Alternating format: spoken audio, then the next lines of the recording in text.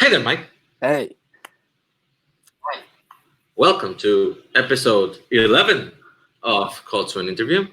The show, I didn't think it would last 3 episodes. It has lasted 11 episodes. Great! You excited about our guest today? Yeah, do you know what? After our 10th anniversary, I looked at it and went, who can we bring in? I wanted to bring in someone kind of famous here, So I went searching far and wide to a new type of Earth, Middle Earth. And I found the director. Oh my God! We got Peter Jackson! How you doing, sir? I'm doing good. Are you excited? I am excited. It's a lot of fun. Great. Let's find out what inspired the Hobbit films. Because Lord of the Rings is cool, but the Hobbit, what the hell inspired that? But let's start right now. Mike, hit away. What's the movie or movie moment that started your love for movies? For me, like just seeing The Lion King for the first time in theaters, was kind of what sparked it off for me. Because Lion King wasn't my first movie I actually saw in the theaters, but this is the one that made me think movies are really cool. This is what I really like, and just spiraled from there. I just started like watching them like since then. I assume it's this one and not the live action one. It is definitely that one. Awesome choice. Seems like a popular pick. Yeah. I think this has come out in at least 4 of the episodes. People really like their, I don't know, how you call it when brothers kill brothers? Like, sibling side? I don't know. Whatever. But people do like their murder and their orphans. Good choice. In cartoon form.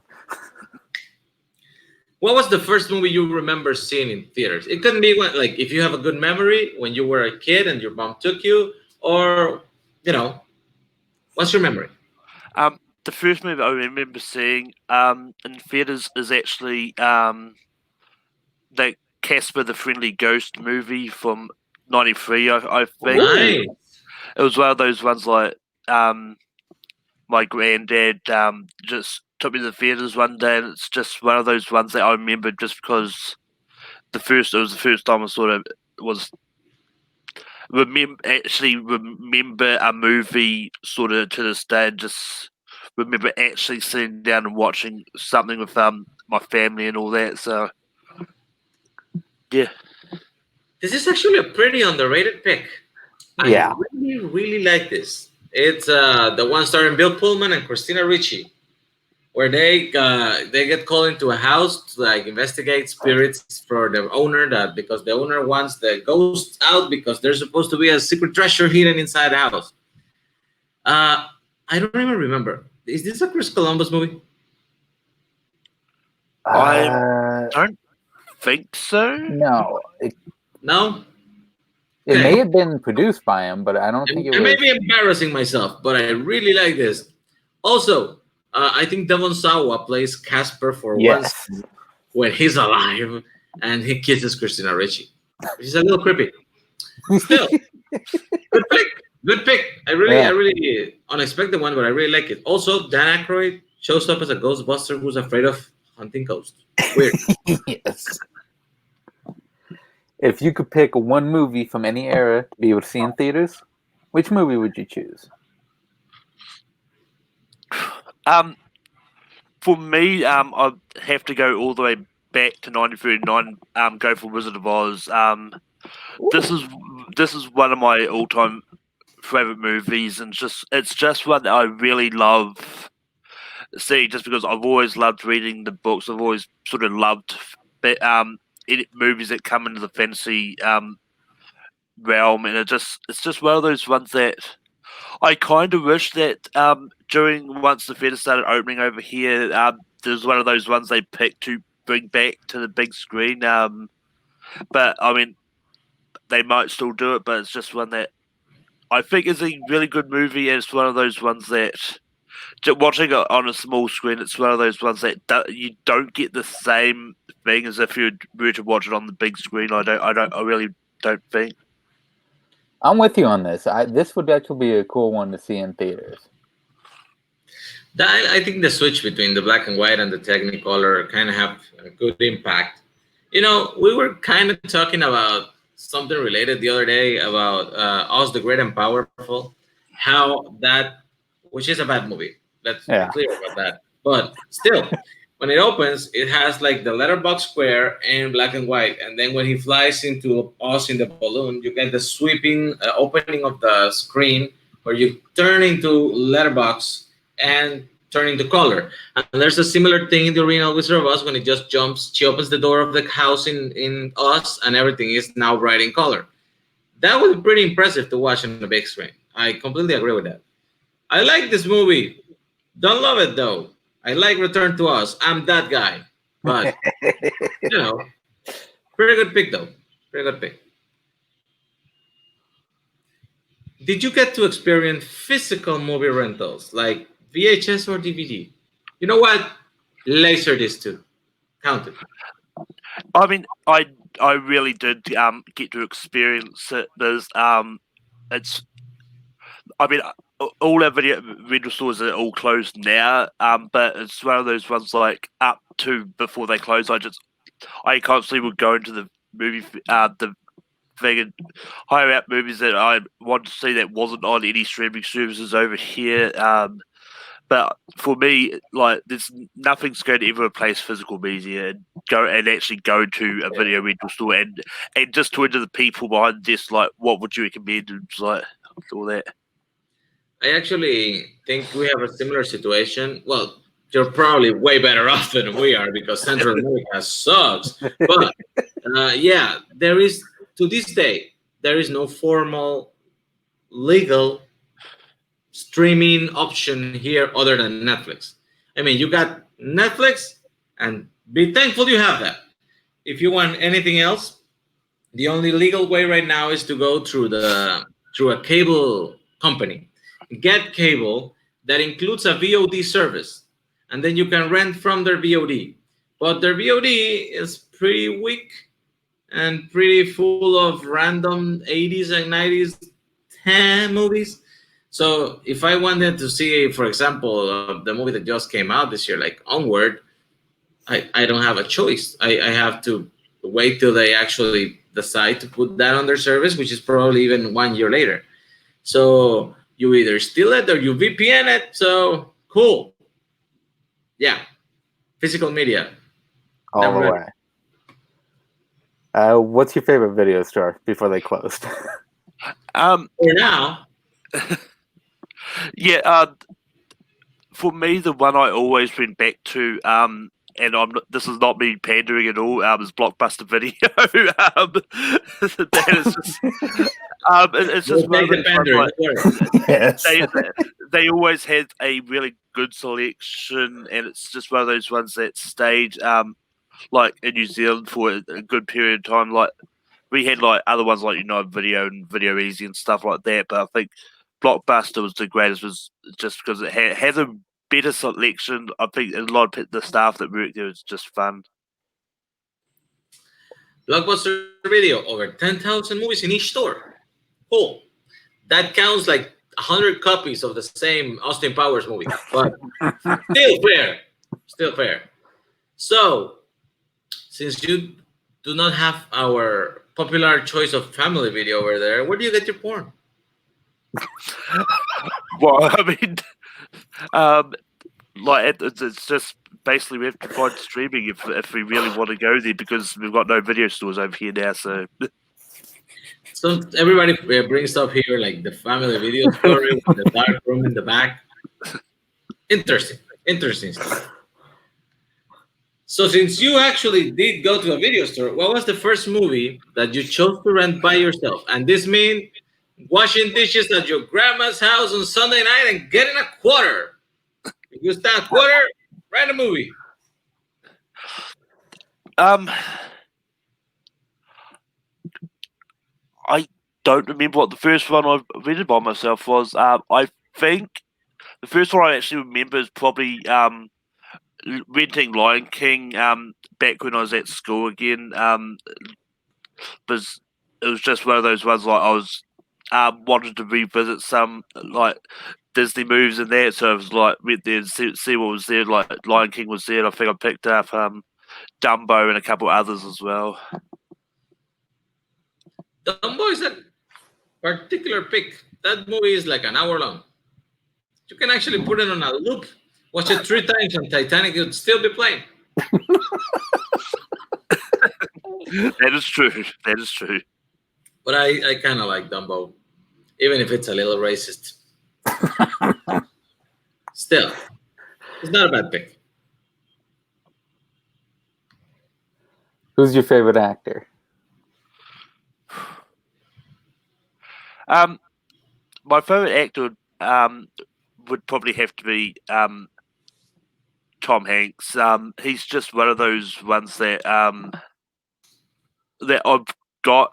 Like every time he has a new movie coming out, like I've always gone to see it as quick as I can, just because it's just he's just one of those ones which he's just really charismatic in all his roles, and he's always one of those ones that tends to, even though a lot of the time he does it, he plays about the same character, but it's just he's just one of those ones that is just really entertaining to watch. Tom Hanks is the world's greatest guy, man. I love, and I also like his roles are amazing, but I love his typewriter obsession. It's so fucking fantastic, his typewriter obsession. But this is fantastic. I don't know that. I don't know what that is. What is his typewriter obsession? He collects typewriters. He searches out for them. He'll go to like random people. Like people will like message him and they go, "Do you know I have this this certain typewriter?" And if he doesn't have it, he'll go, "Okay, let's figure out how we can make this work. How much do you like?" He'll either go to them or they'll go to him. If they're not in LA, he'll have it shipped out to him. He searches out for specific old school typewriters. And people give me shit for buying toys. Great man right here. A little on the floppy side, but cool. I actually enjoy his movies too. He's kind of like America's neighbor, especially now that he actually played Mr. Rogers. Who's your favorite actress? My favorite actress is Emma Watson. She's one of those ones that I really started to enjoy watching Harry Potter and that, but since then, like the roles she's been picking now, like Perks of Being Wallflower, Little Woman, and everything else, she's just definitely getting better and better as an actress, and I'm really looking forward to see where she goes from here. And she's just one of those actresses which, well, she may be very recent when she started her work, but she's also one of those ones in which has grown a lot since she started. I actually always tell this to people who pick Daniel Radcliffe or Emma Watson or forgot his name. Rupert Grint. Rupert Grint. Yeah. Rupert Grint. Okay. These kids started acting as kids. Fair. And they were actual children. When you're children and you don't know better, you kind of exaggerate things. So you make goofy faces and like really like overacting things. But it comes out cute when you're a kid. But at some point, that shit just becomes weird.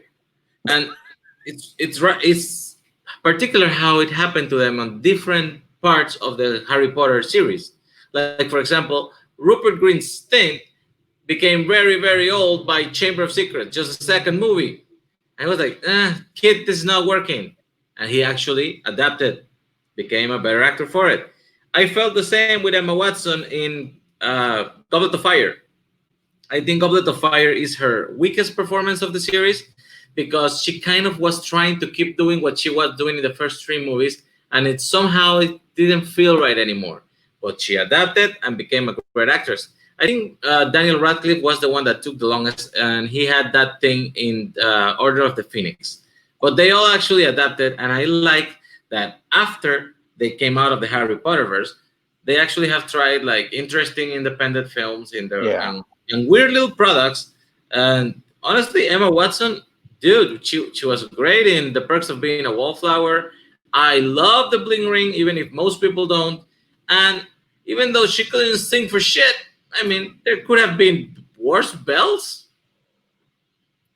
Yeah, I think her taking... Malcolm, what's your favorite movie with Emma Watson? I mean, I'll leave the Harry Potter ones off, but I'll have to say Little Women. Like, and I mean that's maybe her most recent role, but it's just one of those ones that definitely showed sort of more of what she can do. That's really different from anything that she has done. Actually, a good pick. Yeah. What do you think about Emma Watson, Mike? I like you said. I like how her and Daniel Radcliffe, especially Rupert Grint, has done a few things here and there. Hang on one second. He's done a few things here and there, but Daniel Radcliffe and her have both been the ones to kind of stray away from Harry Potter after it ended, and they did it in great ways. But they picked very unique roles to follow it, and they've both done great. She's fantastic in the stuff that she does. Good pick, man. Who's your favorite director?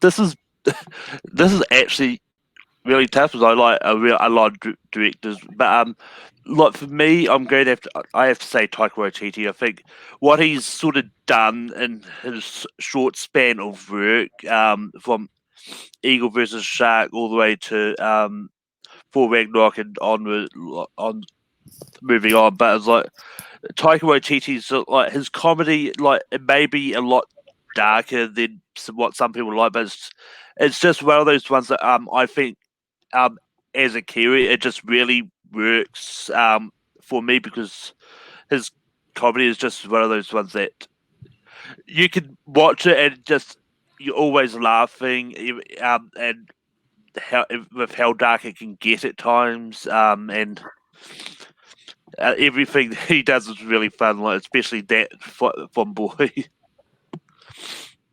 I actually I'm not well versed in Taika Waititi. I have mentioned this before. A lot of people keep suggesting I go back and watch his movies.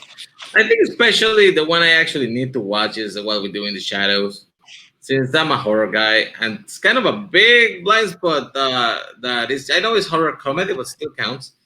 And yeah, I basically only seen the two movies that everybody has seen: Jojo Rabbit, Thor Ragnarok. Out of those two, I like Jojo Rabbit the best. I am not really a Ragnarok guy. A lot of people really love that movie. But I feel that maybe it was necessary, but he just took Thor and made it his own, flipped it on his head, and became a character that it didn't feel really connected to me to the first two Thor movies. It felt a lot more modern, goofier style, which, I mean, yes, more popular, but it kind of ruins the continuity for me. It's not a bad movie. I really like it. It just feels like sore thumb sticking out if you watch the Thor trilogy, you know? But it actually also helped Thor become the character that he needed to be Endgame's Thor, which is my favorite Thor. It's like, that's a dude I can identify with. Mike, you like Taika? Yeah, I've enjoyed everything he's done. My favorite is definitely What We Do in the Shadows, and Hunt for the Wilder People is fucking hilarious. Sam Neill and that little kid are so great together. But I also enjoy Jojo Rabbit. I also enjoy Boy, and Ragnarok.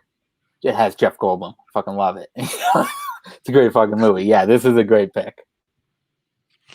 And now he's gonna do Star Wars, right? I believe so. Yeah. I think he is working on something in Star Wars. Yeah, fanboys are gonna lose their shit. Oh, mine. What's your favorite movie? My favorite movie is it's probably going to be Singing in the Rain. And this is one that my favorite movie changes a lot over time, but like at the moment, I think Singing in the Rain is my number one movie of all time. But it's just one of those ones like I really think that it's a fun movie, and it's one of those ones that it kind of explains Hollywood in a way that some movies nowadays try to do, but fail nowadays. But it's just it's a great musical, great songs, and all that. Yeah, I'm not the biggest musical guy, but Singing in the Rain I do enjoy, and I think Gene Kelly and Debbie Reynolds are great in this. I don't think I've ever actually seen this movie, like beginning to end. Ooh. I have seen parts of it. I have seen the gist of it. Everybody has seen the Singing in the Rain scene. I actually saw it also in MGM Studios in 1991 when that was the thing, with the animatronic of Gene Kelly. Like, cool. But yeah, this is actually one of that I should actually come back to watch at some point. Kind of unexpected, Malcolm. I could have sworn you were gonna go with your own trilogy, but cool. It's good you're expanding outside of that, man. You don't pick yourself. You keep your ego in check. I like it. So you got Spielberg movies or Burton movies? Yeah, this is tough because because I do like a lot of Steven Spielberg's movies, but I think I gravitate more to Tim Burton's. I think Tim Burton, like when it comes to horror and like horror-esque type movies, I think Tim Burton does that kind of crazy movie. And I think that just is really fun. Finally, someone picked Burton. And it was our celebrity guest, Peter Jackson. You have done it. You have done it, Malcolm. You just lit shit up. I applaud you, sir. You have the balls to do what 9 other people were too afraid to do. So what's your favorite Burton movie? Yes.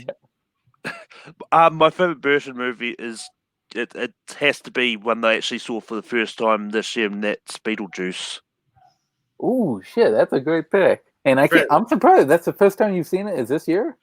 Yeah, it's one of those ones that it's just never really been on streaming over here, and I think anytime it's been on TV, I've either missed it. It's just one of those ones that just somehow I missed it. There's a few that others movies like that I've just somehow missed that that I can't actually explain why I haven't got around to seeing it. That is a movie that I would love to see for the first time again. That's a great fucking movie to watch for the first time. That the thing that Malcolm is referring to is the same that I was mentioning earlier. Like there is some like great movies that you ever like everybody has seen that. Everybody has seen that movie. Come on. And like no, because we were not alive when it was in theaters. And then for whatever reason the movie wasn't really available in physical media or anything, and we just didn't get it. It's weird because you actually get a big holes in trivia knowledge that way. But yeah, man, Beetlejuice is a good pick. I actually saw the cartoon first when I was a kid, and I was confused when I went back and watched the movie because it doesn't really have the same dynamic. You watch the cartoon, you think Beetlejuice and Lydia are the bestest of friends, and not really, no. But thank you, man. Thank you. Oh, that's not the right question. This is Kurt Russell. Yes, No. Yeah. I'll say yes to Kurt Russell. Like all the movies I've seen of Kurt Russell, I really like. He's also one of those ones in which I haven't seen a lot of his movies, but what I've seen, I've really liked. What was the last Kurt Russell movie you watched? It would have been like the last recent Kurt Russell movie I've seen would be Once Upon a Time in Hollywood, but the last one I rewatched for the hell of it is Sky High. Sky High yet again. You kids and your Sky High. It's weird. The last one I actually watched with Kurt Russell in any shape or form was Vanilla Sky that I rewatched recently, and the last one that he starred in, like the last movie, was like, I'm gonna watch that because that's Kurt Russell. He was playing motherfucking Santa Claus, and it was great. Yeah. That's a good movie. So speaking of Sky High, Bruce Campbell, yes, no, or groovy? I mean, he's groovy. Bruce Campbell's just one of those guys that pops up in a lot of small roles everywhere, and every time he pops up, it's just like sometimes he steals the show, especially his cameos in the Sam Raimi Spider-Man movies. But like he's just one of those ones. Like I don't think I've seen any of his movies in which he's a main star in, with the exception of Sky High. But it's like, but I think he's an entertaining fella. I like that, and he's got the chin to match it. And to wrap it up, recommend 2 movies people wouldn't expect from you. And by that, I mean no movie 43. No, because we know people won't expect movie 43 from me at all. But yeah, one movie people won't expect from me is and I know Caleb Boatman says this a lot, that not a lot of people have seen movies from before 1980, but for me, a movie I really love, that's a really classic movie, is A Man for All Seasons, about Thomas More and all that. Because I discovered that movie for the first time way back in a while, when I was in the play of that same story. Oh, nice. That is an interesting choice. The first time I ever heard about this movie is actually surprisingly through an interview with Kevin Smith. He talked about it. I have no idea what this movie is. It's it's a period drama about it's about Thomas More, who goes against the church. It's been a while since I've seen it, but I know it's kind of around Henry VIII wanting to divorce one of his wives. I think it's Anne Boleyn in this. I'm not 100% sure. It has Orson Welles and Robert Shaw. Interesting cast. Yeah. Might check it out. Yeah. And for the other one, this is me taking a shot at myself, but people don't expect me to like good movies. So the other one is going to be The Godfather. Because I really love The Godfather. It's one that I saw for the first time last year, and I just really love it. But yeah, as I said, like, one of the running jokes is because I like movie 43 and have a lot of random takes about other movies that I really don't like good movies. But I do. I like all sorts of movies, really.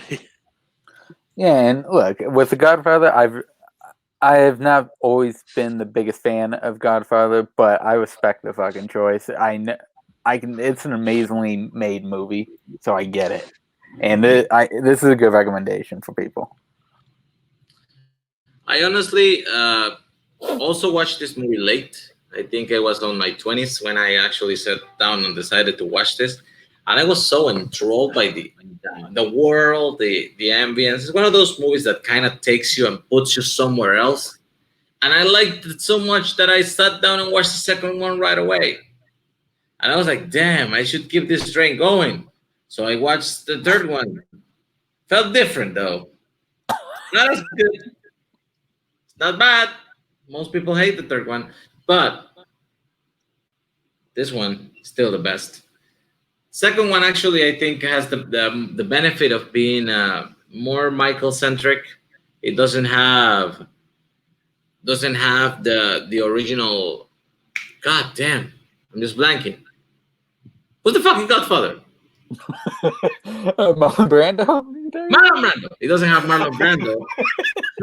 It doesn't have Marlon Brando showing the scenery for most of the movie, like because Marlon is such a good actor and great personality, kind of absorbs the direction. And I get it; it's kind of a passing of the torch thing, going to his son. But then when Michael is fully empowered in the second one, it's kind of like I don't know. I think it's more streamlined, yet not as interesting as the original. And in the second one, I think Robert De Niro's story kind of mixed up with the first. Yes, it's good, but it can be a little distracting. Like, probably would have worked better as its own separate thing. That's just me. People will give me shit for it anyway. Good pick, Malcolm, actually. Yeah. And yes, I did not expect you to pick The Godfather. So. And Malcolm, man, you have iceberged the shit out of us. You stopped the Spielberg train, my friend. You did it. Now, do I like it? No. But I respect it. You have done it. You have actually done it. You do it. At some point somebody had to do it. I'm just glad it didn't have to be myself.